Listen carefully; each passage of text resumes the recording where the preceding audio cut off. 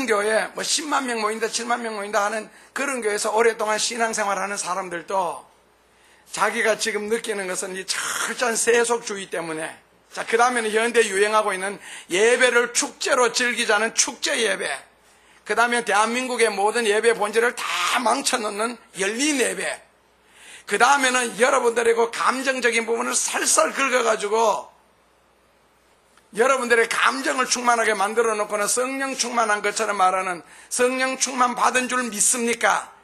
하는 이런 거짓 성령 운동. 이게 교회 안에서 여러분들 성령 충만 받을 줄 믿습니까? 그럼 아멘하고 할렐루야하고 이제 영광의 박수까지 다 쳐놓잖아요. 끝나고 난 뒤에 줄 서가지고 버스 타는 거 보면은 그 성령 충만함이 얼마나 가짜였고 엉터리였다는 게 당장 나타나요.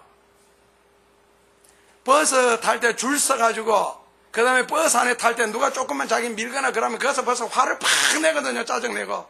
그게 성령 충만 받은 지 벌써 아직 10분도 안 됐어요. 박수 친 지가. 그게 성령 충만입니까? 낱말 그대로 성령 충만은요, 사망이 다가올지라도 하나님의 자녀된 그 자존심 때문에 그걸 극복하고 실현하고 배고프고 굶고 이럴지라도, 성령 충만이고 어떠한 고난이 다가올지라도 그걸 견뎌내는 힘이 성령 충만이고, 비록 내일이 바쁘고 힘들지라도 주의 일에 신경 쓰는 거, 이게 성령 충만한 증거거든요. 그런데 뭐 자기가 조금만 기분 나쁘면 이게 무슨 성령 충만입니까? 그러니까 말세에 굉장히 조심해야 할 운동 중에 하나가 가짜 성령 운동요. 이거 굉장히 비일비재합니다. 정통이라는 이름으로 나타나고 주의 종이라는 이름으로 나타나고 자칭 기도 많이 한다는 이름으로 나타날 거예요. 그러니까 성령 충만한 것처럼 인도는 하지만은 절대로 성령 충만은요, 진리를 아는 것에서부터 원래 시작되거든요. 그리고 영적 주수기가 되면은요, 더 날뛰는 게 사탄들이죠. 할 수만 있으면은 믿는 영혼들을 미혹을 해야 되니까요. 이 부분에 대해서도 굉장히 조심을 해야 됩니다. 그런데 개구리를 처음부터 뜨거운 물에 집어넣으면 뛰어나옵니다. 뜨거우니까. 그게 세속주의의 무서움이라는 거거든요. 처음부터 절대로 뜨겁지 않지요.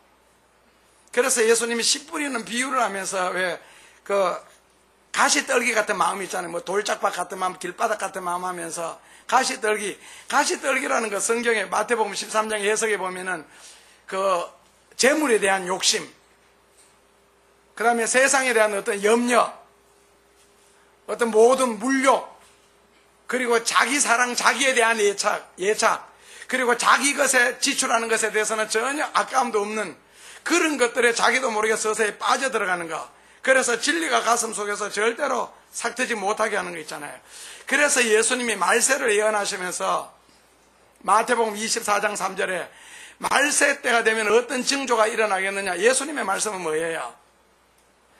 사람한테 당하지 않도록 조심해라. 특히 주의 이름으로 나타나는 이들을 조심하라는 거거든요.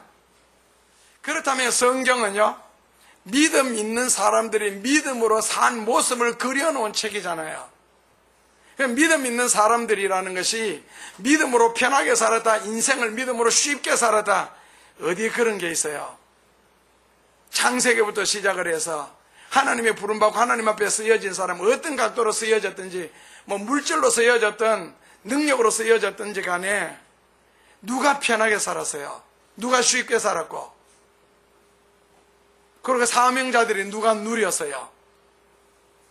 남을 행복하게 만들어줬고, 남을 편하게 해줬고, 남을 축복하고, 이렇게 만들어주는 사람이 사명자지, 누가 내가 편안했고 내가 잘 살았고 그런 이야기가 어디 있어요, 성경에? 그거는 믿음이 아니거든요. 그래서 어떤 어려움과 시련에도 큰 흔들림이 와도 극복할 수 있는 사람들이 바로 신앙인이라는 뜻입니다. 이유는요, 하나님을 믿기 때문에.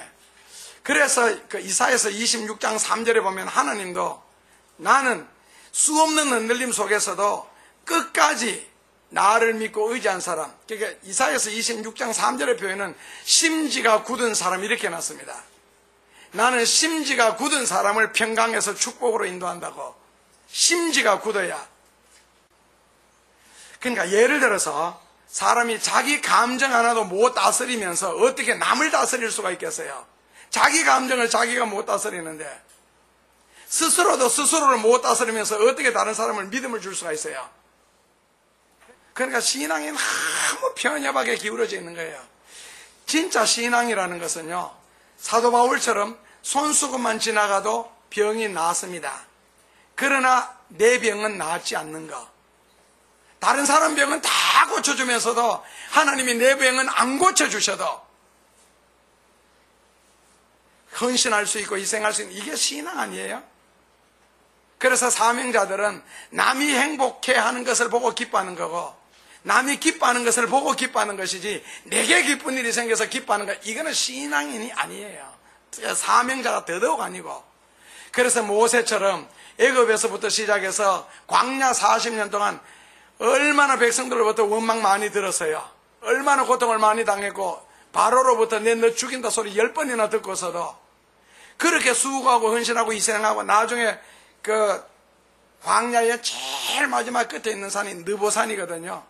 그 느보산에서 하나님이 죽기 전에 바라보라 해서 여호수아를 통해서 가나안을 향하여 들어가는 모습을 보고 산 위에서 쓸쓸하게 죽어가는 것, 그게 사명자의 자세라는 거죠. 그게 진정한 신앙인의 모습이고, 바울 자기 병 죽을 때까지 못 고쳤습니다.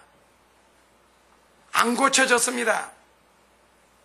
그렇게 능력이 많았어도. 그러니까 내가 잘 되기 위해서, 내 병을 고치기 위해서, 이거는 성경이 말하는 신앙은 아닙니다. 이제 너무 영혼이 잘 되면 자동으로 범사가 잘 된다, 이런 식으로 밀어붙이고 병 낫는다, 이거 하면은 지금은 좋아요. 변질되고 타락하는 사람들을 교회로 이끌어오는 데는 성공합니다. 많이 모이고. 그러나 천사장의 나팔 소리가 들려올 때는 이것이 신앙이 아니었구나 하는 것을 깨달을 날이 온다고요. 그러니까 처음부터 철저하게 성경적으로 돌아가서 성경적으로 신앙생활하면은 후회할 일이 생기지 않고, 그렇다고 해서 바울처럼 계속 아프도록 하시거나 가난하게 살게 하지는 않습니다. 가난하게 살고 이런 사람들은 주의 종들이나 안 누리고 살았지, 그건 하나님이, 내가 하나님을 사랑하고 말씀을 따라서 순종하고 믿음으로 살려고 할 때 우리에게 베풀어 주시는 다른 모든 것을 너희에게 더하여 주시지 않겠느냐는 보너스 개념이지, 우리 신앙이 병을 고치기 위해서, 복을 받기 위해서 믿어서는 절대로 안 된다는 뜻입니다. 그거는 신앙이 아닙니다. 그러니까 일단은 진리를 따라서 바르게 목표를 세워놓고 그 다음에 가지치기 하는 것은 하나님이 주실 거예요. 모든 것을 합력해서 선을 이룬다. 모든 것이라 그러는 것은 좋은 일, 기쁜 일 아니잖아요. 요셉처럼 감옥에 들어가는 것부터 시작해서 누명 뒤집어 쓰는 거, 종노릇 하는 거, 그것도 무려 10몇 년씩. 그럴지라도 묵묵하게 참고 인내하고, 아브라함처럼 자식까지 바치는 뼈를 깎는 아픔이 저는 뭔지 모릅니다. 턱수술 안 해봐가지고. 아프대요. 그런데 그거보다가도 자식 죽이는 게 더 아플 것 같은데요. 나는 몸에 열이 40도 나도 견딜 수 있어요. 자식 몸에는요 38도만 돼도 부모가 못 견딥니다. 자기가 낳은 자식 같으면. 그게 자식의 관계인데, 그 자식을 자기 손으로 6토막을 잘라가지고 불에 태워 바쳐라 예수할 수 있겠습니까? 아브라함이 그냥 복받은 게 아니잖아요. 그렇게 했을 때 하나님이 그 신앙을 인정하고 지금부터 내가 너에게 이런 복을 주시겠다 해서 주신 것이지, 언제 아브라함이 복을 달라고 했습니까? 언제 복을 달라고 갈대우로 친척 아비 집을 떠나서요. 그게 성경에 큰 복을 받은 사람은 자기 입으로 복 달라는 사람은 없어요. 하나님이 주셔서요. 받도록 해서요. 받도록 살았고,